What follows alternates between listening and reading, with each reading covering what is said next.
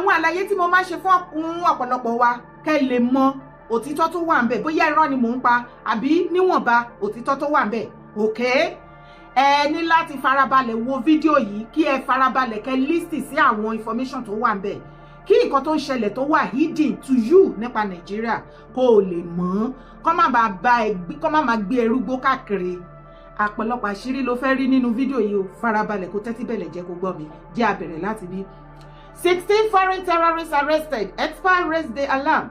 No fewer than 16 foreign terrorists and other suspects in Nigeria have been arrested by the military and other security agencies in separate operations across the country in 4 months. The foreigners, some of whom have been convicted and sentenced to death for terrorism, including Pakistanis, Chadians, and Nigerians. According to the military sources and media reports complied by our correspondents, they were arrested in separate operations across Northeast and North Central part of the country between May 2025 and July 2026. About 16 foreigners, terrorists, òun ni ọwọ́ ìjọba bàbá Tinubu ti mú tó wá láti Chad, wọ́n wá láti Niger, wọ́n wá láti Pakistan. Ṣé ti rí wípé àwọn northerner wọ́n ti graduate. Ṣé mọ̀ wípé àwọn northerner yìí ní Borno àwọn ni wọ́n produce the second in command ISIS terrorists in the whole world. Kẹ́ lè mọ̀ ibi tí àwọn northerner tí wọ́n irú ìgbésí ayé tán wálé ayé wọn wá gbé. Ó yàtọ̀ gédégbé sáyé tí ìwà àtẹ̀mí tá wà ní south tá ń gbé. Ìgbésí ayé wọn ní north is opposite ìgbésí ayé wa ní south. Bàbá Tinubu regional ṣùgbọ́n kí ọ̀rọ̀ mi kó lè yé ẹ ó ti máa ń gbọ́ lẹ́nu mi tipẹ́tipẹ́ wípé àwọn northern governor they are evil wọ́n dẹ̀ ti cast wá gbọ́ àlàyé bí wọ́n ṣe ń fi ọ̀rọ̀ terrorism tó fi ń enrich pocket wọn bó ṣe ń gbowó láti federal lẹ́nu ara wọn ní northern ni ó wá farabalẹ̀ kó gbọ́. Now Boko Haram is on 40 days break. If they want to argue, let them argue. Then I will release what? An evidence to that. They know and I know. There is nothing to hide. So if they are on 40 days break, people will feel like, oh wow, some people are working, you know, something is happening. But if they are able to mediate and tell them to hold on for 40 days, to hold on for 30 days, then continue, then who do you think should be investigated? The state government. Now, the women of the Goshe, that is the 460 women and children. They were what? They were at a specific point. You see the media talking about they were rescued, they were this, they were that. We did the mediations. I spoke to those people. I put those people into a position whereby they had to make a demand. Because initially they had no plans of releasing those people. You spoke to the terrorists? Of course, I was the one who made all the process. The video you saw online, I was the one who directed them to get that video for us. Okay. You know, it took me around 2 to 3 weeks communicating with them until I got to the top, you know, end of wherever I was supposed to reach. We had these discussions. They agreed to make the video proof of life. Let me quote and make it clear, ransoms was paid. Keep it aside, we know that. Yes, of course. Okay. Ransoms was paid in billions. How much? Around 5 billion was released. By who? Well, you want to call it the federal or state government, but ransoms were released. Now, those ransoms... Was it by the federal government or by the state government? You could put it as state government, federal government collaboration. Look, they keep extorting the federal government, you know. Now Tinubu is there sitting, they bring problems to him. Our state, they've kidnapped, they've done this. What do they want? How do I solve this problem? They said they want 5 billion, they want this. What has the military done? The military has tried, but you know, they will kill and all that and everything. Then Tinubu goes like, okay, it's fine. What do we do? Let us solve this problem. Then he releases funds. State government gets her own. Some of the political powers in the state get her own. Then what? The terrorists get a cut of it. 5 billion. Imagine them getting 1.9 billion. Did you see the Oyo people problem when it came? Do you know they executed somebody? They beheaded somebody. Yes, do you know at a specific time they lined up around 15 to 25 women and children? They video called me. They were about to slaughter them off. This Sulhu the Zaman Lafia, I want us to have something. We will ask you people to probably lay down your arms for 2 months, 3 months. Then from there we see where it goes. You know, we want our farmers to be able to go to farms and farm. We want our people to be able to go to the bushes and fetch firewood. What did they say?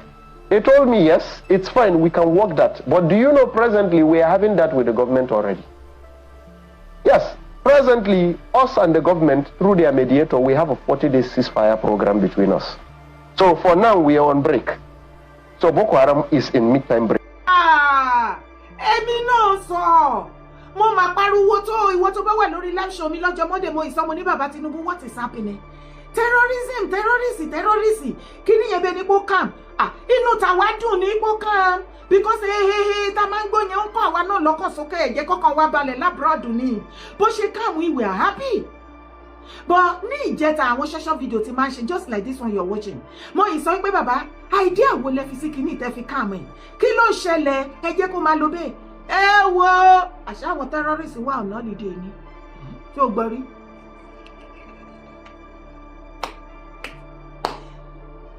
Òṣì pọ̀ nù Nàìjíríà as a country. Rádaràdà pọ̀ ń bẹ gan ni. Ṣé ní nígbàgbà tó bá yìí fọ́ọ̀sì gbogbo ẹ̀yà papọ̀ tá a ṣe sọ wípé wọ́n Nàìjíríà yìí ni. Rádaràdà yìí la máa rí. Ìwọ tó bá dé wá sọ fún wípé bóyá ní ṣọ́ọ̀ṣì ẹ àbí ilé kéwú ẹ má wọrí àbí government official kan bọ́ síta òun àṣọ yín ẹni tí terrorism máa do ìgbàgbé very soon ẹlẹ́ lóko torí sórí terrorism tó òun rí tán practice láti north sórí wọ́n ti graduated báyìí sìn wọ́n ti di pé wọ́n invite àwọn Pakistanis wọ́n ti kó wọn wá àwọn ti Chad àwọn ti Niger wọ́n ti ní kán wá join wọn kán máa kọ́ àwọn ọmọ wọn ní terrorism. Àwọn ilé tó bá ṣẹ̀ṣẹ̀ ń bẹ̀ tí wọ́n ní police report tá lọ fún wọn ní hospital tó máa fi treat wọ́n ti ní àwọn foreigners tó ń gbé wọlé tá máa bá wọn treat ẹ̀. Àwọn wo là ń sọ the governors ṣe gbogbo lẹ́nu wọn. Fọ́ọ̀nà ló ti gbọ́rọ̀ yẹn lẹ́nu mi wípé àwọn governors ìwé alẹ́nà ègbé ni wọ́n northern governors they have nothing they are doing as a governor they are only there lọ́kàn ń kówó jẹ tó bá wá sọ wípé federal government ń yáwó ibo lówó yẹn lọ. Ẹ bèrè lọ́wọ́ wọn. At the northerner. Okay. Ṣé o mọ iye villages tí wọ́n attack ní northern part of Nigeria? Ṣé o rò wípé attack yẹn lásán? O kàn rí pé wọ́n kàn déédéé sọ ni. Wọ́n máa ṣe gbogbo everything paperwork náà ó ní iye billions tó fi máa gbà. Lọ́wọ́ federal tó máa láwọn fi fún victim. Ọ̀rọ̀ ń yé yín bọ̀rọ̀ ẹni rọ́ ni. Tó bá ní rọ́ ni, ṣé o ṣì rántí Mákindé? Ọ̀pọ̀lọpọ̀ yín ní àdára ṣe lo hate Mákindé, ìwọ lo hate ẹ̀. Give me one reason tí mo ṣe ní láti hate Mákindé. Èmi ń jà fún ilẹ̀ bàbá tèmi ni èmi ò jà fún individual. Anybody tó bá ṣe dáadáa máa bọ́ síta ṣebí tó bá ṣe dáadáa mélòó nu yín ló bọ́ síta tó wá praise wọn. Èmi á bọ́ síta máa praise wọn tó bá tún kù díẹ̀ káàtó máa tún sọ. So for them to know pé I have nothing against anybody. Mo ní láti wà neutral. Ilẹ̀ bàbá mi ni mò ń jà fún. Ìjọ ni ilẹ̀ pè mí fún nìyẹn. Ó ní mo dẹ̀ ṣe.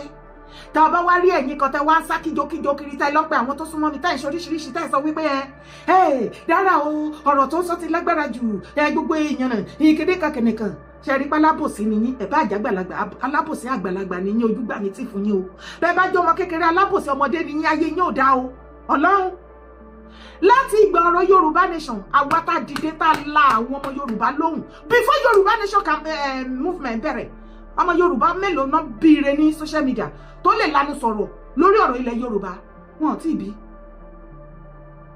àtìgbà náà everybody ti ń complain tá ti ń gbé ogun ti ìwà ìbàjẹ́ ilẹ̀ Yorùbá ẹ wo ilẹ̀ Yorùbá ọ̀pọ̀lọpọ̀ yín lè máa sọ pé ẹ rí changes but èmi rí changes even as very far as I am kini from Nigeria far from Nigeria I can feel it. Ẹ wo ayé tí àwọn ọba wa ń jẹ ṣe rántí bàbá kan mọ́lẹ̀ Olújì tí ìkan lára àwọn young ọba kan ní Ogun State tí ó dá sílẹ̀ lójú títì tó bẹ̀rẹ̀ sí ní fọ́ etí ẹ̀ fọ́ imú ẹ̀ tá a pariwo tá a dìde iṣẹ́ mọ iye iṣẹ́ tá a ti ṣe ni kí lẹ rò pé ó mú kó àwọn ọba wa tó kó wọn lọ́wọ́ tó ká wọn lọ́wọ́ kò tó ní kálukú rọra ń ṣe tán mọ̀ wọn ara wọn àti àìmọye ìbàjẹ́ tí ìwà tèmi ti pariwo síta èmi ò ní fẹnu bòbí ti yín alábòsí ni yín kẹ̀dẹ̀ máa wá wò yín kẹ́ lè mọ̀ pa alábòsí ayé àtọ̀run ni yín èké ni yín ti yín ta ẹ̀yin tẹ́ ẹ̀ ṣe kìíní yìí ìjọ tí àwọn Mákindé tó bá ṣe dáadáa ṣáàrí ìwọ tó ń sọ fún mi wípé ṣé Mákindé èmi ètì ẹ̀ jọ ìjọ tí Mákindé tó gẹ̀ẹ́tì ẹ̀ ráìtì tó bọ́ síta tó ṣe ẹnìtì tó wà òkè ìwọ tó ń sọ̀rọ̀ tó wá àtàkì mi kí ló dé tó bọ́ síta kó wá pèsè because ẹ kò fẹ́ àtàkì iṣẹ́ mi kì í ṣe mi nìkan ni mò ń sọ̀rọ̀ nípa Mákindé or everybody nílẹ̀ Yorùbá bọ̀ ẹ lọ máa bá àwọn èèyàn tó súnmọ́ mi kán lè yẹ̀ mí lọ́wọ́ wò kán lè pa òmágógó mi lẹ́nu kẹ́ lè kó mi láyà jẹ kẹ́ lè gba iṣẹ́ tó onílẹ̀ rán mi mi ì ní bẹ̀rù onílẹ̀ kí n bẹ̀rù yín ibi tẹ́ ilẹ̀ kò ti mú yín lọ́wọ́ nìyẹn mi ò sí mi ń ronú bíi ti yín tẹ́ bá wá rí ẹ rí iye ìgbà tí mo ti ń complain pa àwọn northern governor they are evil ṣáṣìírí òtún báyìí 5 billion naira ni wọ́n gbà lọ́wọ́ federal lọ́wọ́ bàbá Tinubu ṣé bí òun àṣírí yẹn lẹ́ ń gbé yẹn wọ́n wá lọ bẹ àwọn governors northern governors wọ́n lọ bẹ àwọn terrorists lẹ́yìn ìgbà tó fún wọn billions of naira tán ẹ̀yọ̀ wọ́n wá bẹ̀ wọ́n wípé kọ́ lọ fún holiday 40 days holiday òun ló jẹ́ kí everywhere kó calm lórí ọ̀rọ̀ insecurity. àyà tó bá tún tẹ̀síwájú wàá gbọ́ dáadáa lẹ́nu máa yìí wípé àwọn tí wọ́n kó lọ́yọ̀ọ́ tí ò bá jẹ́ wípé federal tètè intervene nínú ọ̀rọ̀ yẹn ni ṣé o gbọ́ lẹ́nu ẹ̀ tó ní lẹ́yìn ìgbà tí wọ́n gé orí bàbá Oyèdòkun ṣe mọ̀ pọ́kùnrin méjì náà pa ń bẹ̀ ó ní wọ́n padà wá gbé wọn wọ́n pè wọ́n ní fídíò tó ní wọ́n máa láì gbogbo wọn dáhùn báyìí tó dẹ̀ máa pa gbogbo wọn àti ìyá àtàwọn ọmọ everything kó tó di pé federal wọn bá wa dá sí i.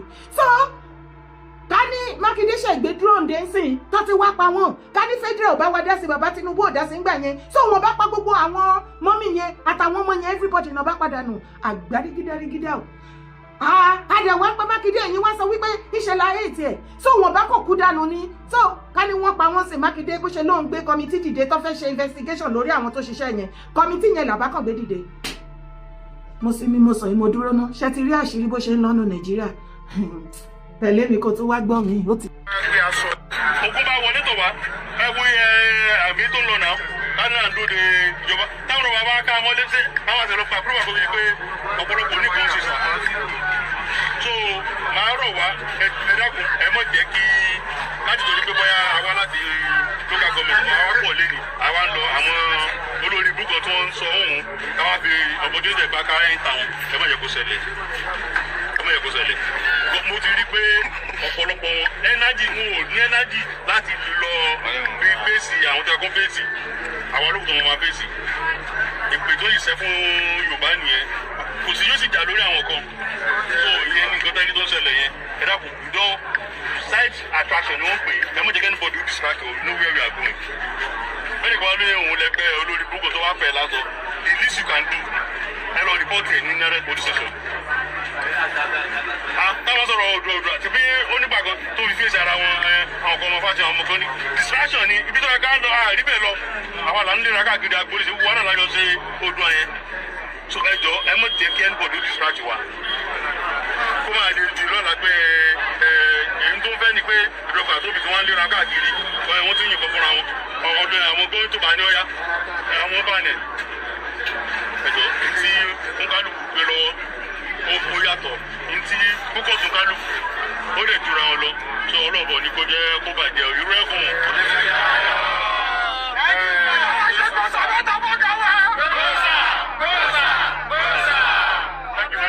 láfikún ọ̀rọ̀ ṣe é yá sọ́tà wọ̀nyí ẹ̀dá ẹ̀jọ̀ ẹ̀jẹ̀ kó jágbára fún wa ìyàwó wa ò ní ráìtì láti wọ̀ torí ẹ̀ la fi ní àwọn sọ́fínà àti intelligent tí intelligent bá ń ṣiṣẹ́ ìgboro kan bá mú obìnrin tó wọ̀ kan béèrè question tí ò ní dáhùn ẹni tó bá sọ ló máa fèsì ó buy market nìyẹn ó ti buy job anybody tó bá gbé aṣọ.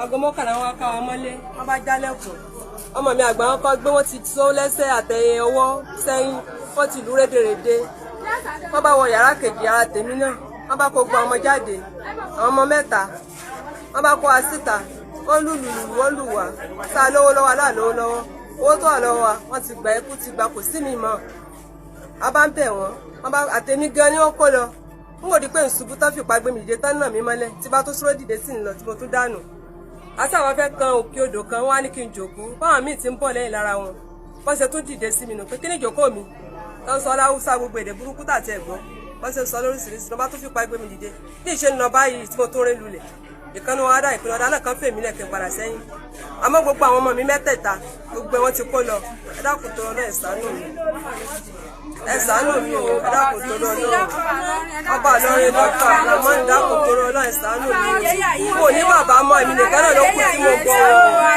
ẹ ṣàánú mi tó lọ lọ ẹ ní sófò mọ ẹ ní sófò mọ ẹ dákun tó lọ lọ gọfúnẹ ṣàánú mi ọmọ mi àgbà fẹ́ ṣe ẹ̀sánmu pólí àbájáde tí ó fi ṣe sáàpù ló wà báyìí o wọn ò jẹ́ kó rí ṣe o ẹ dákun tó lọ ẹ ṣàánú mi.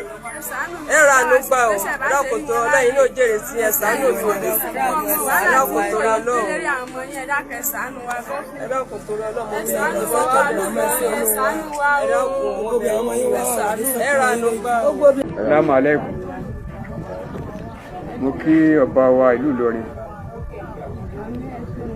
Mo sì kí gómìnà Kwara State. Mo kí chairman wa local government wa Ilorin East. Gbogbo ohun tó ṣẹlẹ̀ sí mi ni mo fẹ́ ìsìnkú gbogbo yín. Ọlọ́run ó sàlámù ọ̀nà mọ̀kọ́wọ́ làkà ìṣàánú wa. Tí ń ṣẹlẹ̀ ají ní òru jẹta. Ní nǹkan bí aago mọ́kànlá níjẹta.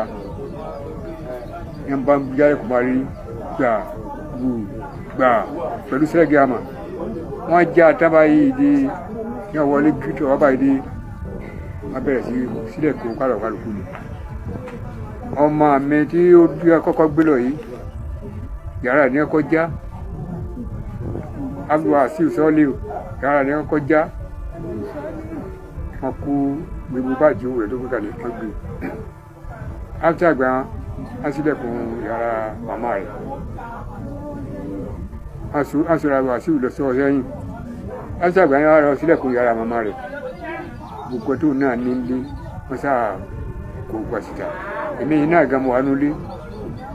Ibi tí wọ́n ṣe gbìdìgbìdì wáyé dé yọjú wáyé dé bí wọ́n ti wọ́ mi náà sí ọ̀dọ̀ nù. Wọ́n ṣàkóso mi gólẹ̀ nínú ilé. Mo ò tiẹ̀ gbé rí léèdè tí wọ́n sọ wọn ò sọ Fúlàní o mo ìsò ìbú mo ìsáwúsá ó lọ bí wọ́n ṣe ń sọ gbé ẹ̀rọ ni àgbélé tí wọ́n sọ àmọ́ èdè tí wọ́n jẹ́dì sí àwọn máa pé bòrò ni wọ́n àwọ̀ wọn tí mo rí bòrò ni wọ́n. gbé gbòòsà mẹ́ta fọmọdé yẹn máa ti ru ẹkùn gbòòsà ṣe bẹ́ẹ̀ ra nǹkan tá à ń sọ lélẹ̀. Structure, discipline, this is the only thing tá à ń béèrè. Ẹ jẹ́ kó wà well structured, kó dẹ̀ ní discipline. Ló bá tán, ẹ jọ̀ọ́. I said the same thing. Ìgbà tí mò ń mú advice yẹn lẹ̀. Ìpè òṣè mẹ́jọ ń bá kíní ìjẹ́mọ yín lọ́wọ́. Ẹ ṣe gbọ́bẹ̀ ẹ ṣàwọ̀ báyìí. Ọ̀pọ̀lọpọ̀ yín lẹ gbé parí because I hate so much on Dara. Inú yín dùn. Ẹ believe pé you are looking for a way to create problem between me and Igboho. Mo dẹ̀ ti sọ fún yín 1,000 times wípé ẹ̀yin kọ́ lẹ connect mi àti Igboho. Ẹ lè tú wa ká lè jà. Èmi ò sí lára anybody, be it media or warrior or whoever tó bá close mọ́ Igboho. Tó jẹ́ pé ó ṣàlẹ̀ jẹ níwájú ẹni tó jẹ́ pé òun ló fi ń mí Igboho ló fi ń mí. Láìsí Igboho nínú ayé wọn, they can never do anything. Wọn ò lè achieve anything, wọn ò lè jẹ́ nǹkan kan. Èmi Dara ò sí ńbẹ̀. Igboho ní brand wọn, èmi náà ní brand tèmi. But my brand mo fi support Igboho. Èmi ò sí lára àwọn tó ń ṣàlẹ̀ jẹ́ o lọ́dọ̀ Igboho tí ò ní tárí òtítọ́ torí ilẹ̀ tẹ́ ń ṣàjẹ́tẹ́ nílé ìbásòótọ́ ọ̀rọ̀. Èmi ò ń ṣerú èèyàn bẹ́ẹ̀ yẹn. Mi ò make sísì lára Igboho. I keep saying it. Mi ò jẹ́ èrè kan báyìí lára ẹ̀. Kì í ṣe pé bí mo fi ń tàbùkù wọn. Mò ń jẹ́ kó yé yín wípé mo dúró tán mo wẹ̀ mo yán kànkàn.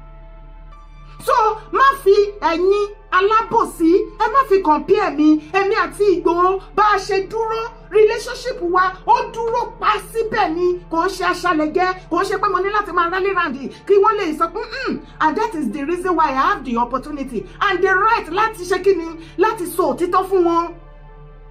Kì í ṣe gbogbo ọjọ́ ni mo máa sọ ọ̀ṣà ní ọ̀ṣà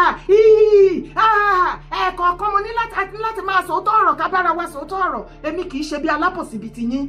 Ìgbà tẹ́mi náà ń fún wọn ní advice yìí ẹgbẹ́ parí ọ̀pọ̀lọpọ̀ ilẹ̀ sá lọ sọ́dọ̀ Igboho.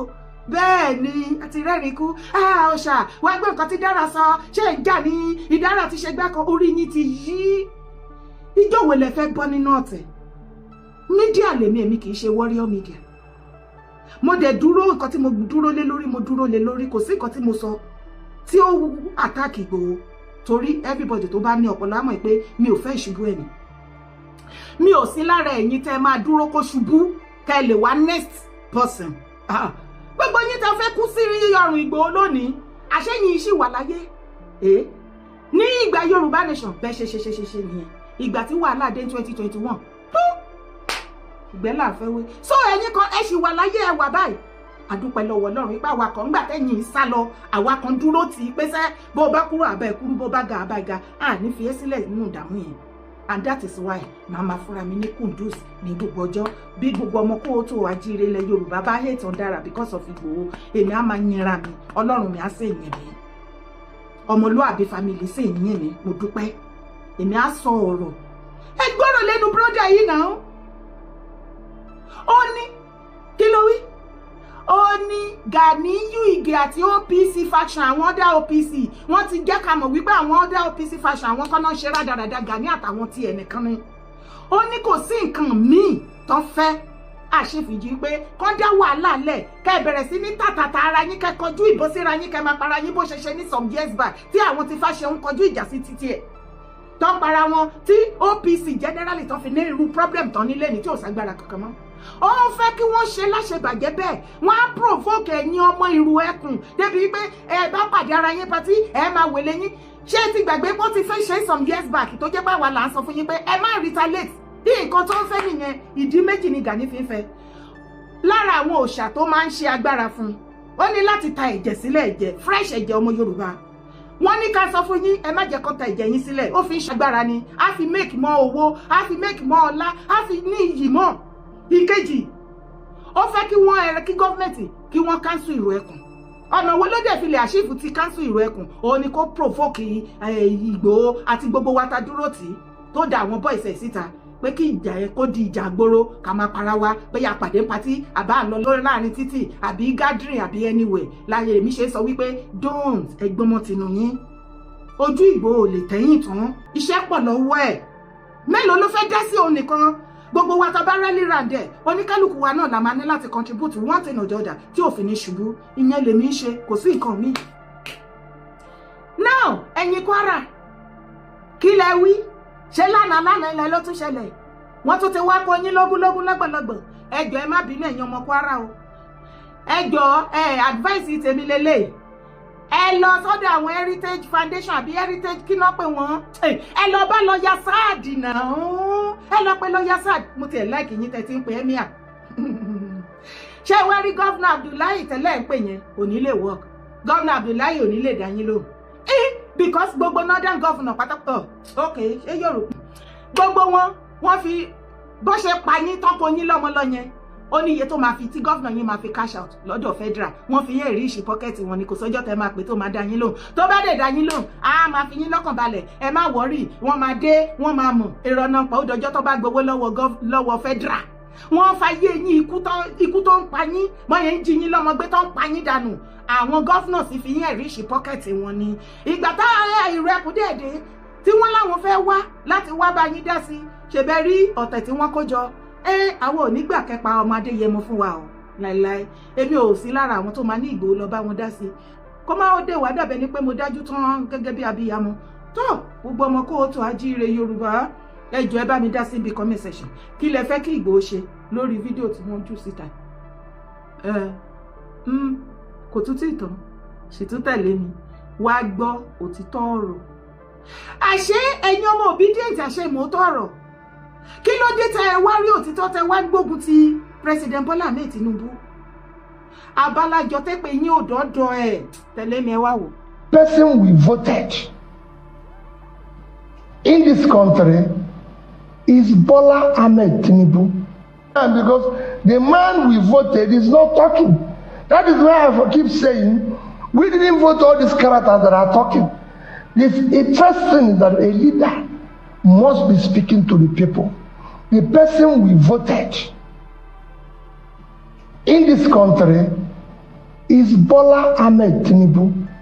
Tereko ajawewu orosha ogun agisa kaka olopa amupamu olojigijigi olopa amupamu olojigijigi olopa So at almost 4 years as a president òtítọ́ ṣẹ̀ṣẹ̀ jáde inú tèmi wá dùn mi ìmọ̀ bẹ́yẹ̀ olùbọ́ olóṣèrí lọ́kàn yẹ wípé ẹnu Peter Obi gangan láti gbọ́ òtítọ́ see like now come over here my beautiful sister Aisha Yesufu over now that your leader that you carry for head hawking like a gala That's your Mr. Peter Obi that look like a saint, innocent soul, an angel to you, that you believe he has a magic finger, magic touch to make Nigeria in 4 years, abracadabra, and make it the best country in the whole world.